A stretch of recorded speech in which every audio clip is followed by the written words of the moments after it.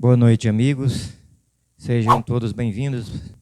Mais uma meditação da Palavra de Deus nessa noite, que se encontra no livro de Êxodo, capítulo 19, versículos 3 a 5. Êxodo 19, 3 a 5. Diz assim a palavra do Senhor: Subiu Moisés a Deus, e do monte o Senhor o chamou e lhe disse: Assim falarás à casa de Jacó e anunciarás aos filhos de Israel: Tendes visto o que fiz aos egípcios, como vos levei sobre asas de águia e vos cheguei a mim. Agora, pois, se diligentemente ouvirdes a minha voz e guardardes a minha aliança, então sereis a minha propriedade peculiar dentre todos os povos, porque toda a terra é minha.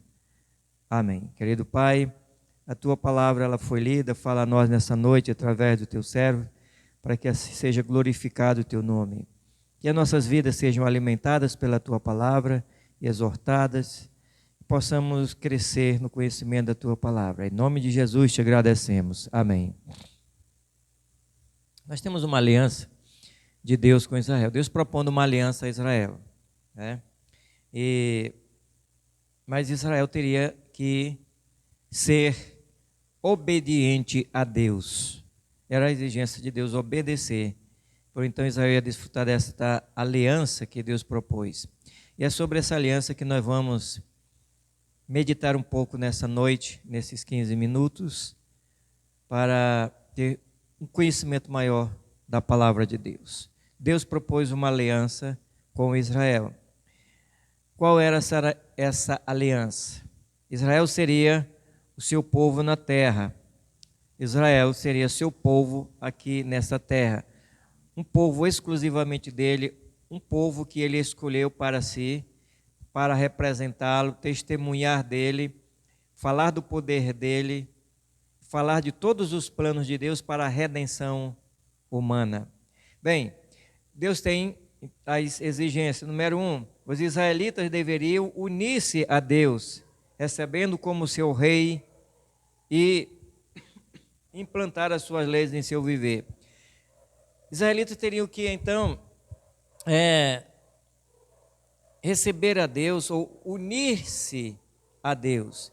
Teriam que chegar-se a Deus, estar unido com Ele, estarem no propósito de Deus. E dentro desse propósito de Deus, eles teriam que aplicar as leis de Deus na vida da nação, na vida de cada israelita. Esta era a exigência de Deus, a aliança de Israel com Deus. Essas leis, elas definiam a conduta moral, cultural e social na nação israelita. Essa nação que Deus estava formando, uma nova nação. Então, a lei de Deus, a lei que vinha de Deus, era esta lei, digamos, a constituição de Israel. Israel era a nação de Deus. E esta lei, ou as leis de Deus, ela iria ser aplicada na conduta, no viver de Israel. Tanto na área moral, como que Israel deveria viver, como que ele deveria comportar-se diante das outras nações, diante do povo que não pertencia a Deus, diante do povo que tinha outros deuses, que adoravam vários deuses. Então, na cultura de Israel, também a lei de Deus seria aplicada. Israel não poderia viver a sua cultura longe das leis de Deus. Então, a cultura de Israel se manifestava, né? A cultura são costumes que se manifestam de várias maneiras. Então, tinha a religião, tinha a roupa, tinha a moeda de Israel, como Israel trabalhava, a música, tudo isso na cultura de Israel, a lei de Deus, ela estava com ele. Na área social, também, como Israel deveria viver socialmente. A palavra de Deus é que iria fazer com que Israel fosse essa nação distinguida, uma nação onde houvesse uma diferença. Por quê? Porque esta nação, ela estava vivendo a lei de Deus. Israel recebeu 3 títulos. Ele recebeu 3 títulos de Deus. Temos propriedade peculiar, reino sacerdotal e nação santa. Veja, propriedade peculiar é exclusiva de Deus. Reino sacerdotal e nação santa. Esses 3 títulos Deus deu a Israel. Mas isso seria cumprido se Israel obedecesse à lei de Deus. Se Israel obedecesse às exigências ou às regras da aliança. No Velho Testamento sempre se fazia uma aliança. Deus fez aliança com Abraão, passando pelo meio, ele sozinho daqueles animais.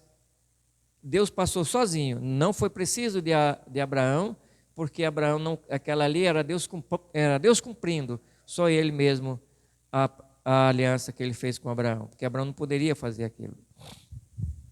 Bem, então, esses 3 títulos falavam das bênçãos divinas que Israel experimentaria.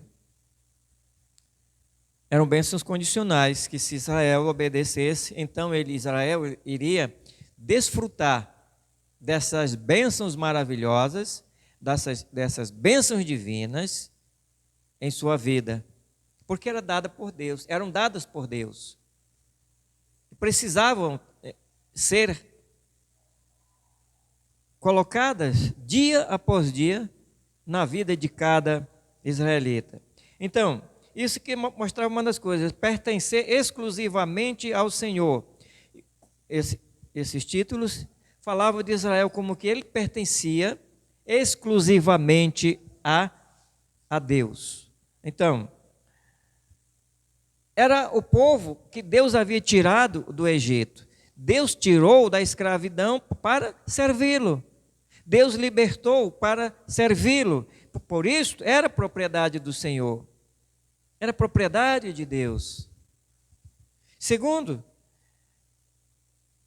Israel representaria Deus na terra como o povo separado para cumprir os seus propósitos. Israel representaria Deus na terra como povo separado. Um povo que estava dentro do propósito de Deus e que iria cumprir esses propósitos, ou Deus iria cumprir os seus propósitos em Israel. Mas deveria ser separado. Essa separação chama-se santificação. Deus exigindo uma separação daquilo que impediria Israel ter uma comunhão com Deus. De Israel, então, se identificar com Deus. A santificação, ela identifica o crente com Deus. A santificação, ela diz que o crente, a pessoa que pertence a Ele, que pertence a Deus, ela não anda unida com a vida mundana, com a vida desse mundo, dessa sociedade que não se submete à vontade de Deus. Então nós temos aqui que esses eram os propósitos pelos quais Deus, então, estava fazendo essa aliança com Israel. Israel não teria outros deuses. Isso aqui, Israel não escolheria outros deuses, não ouviria a voz de outros deuses, não se submeteria à voz de outros deuses como tinham as outras nações. Israel adoraria e serviria somente a um Deus. Era monoteísta, distinto de todas as outras nações. Quais os objetivos? A Bíblia nos mostra aqui que o objetivo era que Israel estivesse empenhado com Deus na redenção humana. No versículo 6, o versículo 6, ele nos diz isso do capítulo 19 de Mateus. Vós me sereis reino de sacerdotes e nação santa. São estas as palavras que falarás aos filhos de Israel. Olha, vós me sereis reino de sacerdotes e nação santa. Então, Deus disse a Moisés, são essas palavras que você fale aos filhos de Israel. Então, ele tinha que dizer essas palavras, uma nação santa, um povo de propriedade exclusiva dele. Isto Deus fez, essa aliança com Israel. Israel falhou, Israel não cumpriu com essa aliança e, portanto, Israel não foi esse representante de Deus como ele deveria ser, como está no plano de Deus. Mas um dia ele vai ser ainda esse Israel que vai proclamar a Cristo, que vai falar de Deus, que vai representá-lo. Isso é no futuro. A aliança era um casamento. A aliança era um casamento. Lá em Jeremias 31, 32, Efésios 5, 31 e 32, exigiria deveres. E deveres, aqui vamos falar primeiro de Israel como esposa. Israel como esposa deveria ser fiel a Jeová como o único Senhor. Como a esposa deveria ser fiel ao seu esposo, assim também Deus exigiria fidelidade de Israel para com ele. Era uma aliança de Deus com Israel.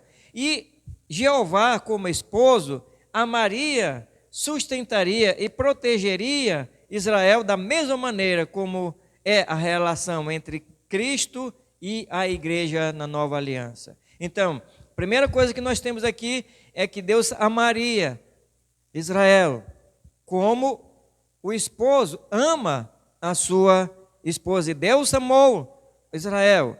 Diz que ele sustentaria Israel, sustentou Israel no deserto, protegeria Israel. E ele tem protegido ainda essa nação até hoje.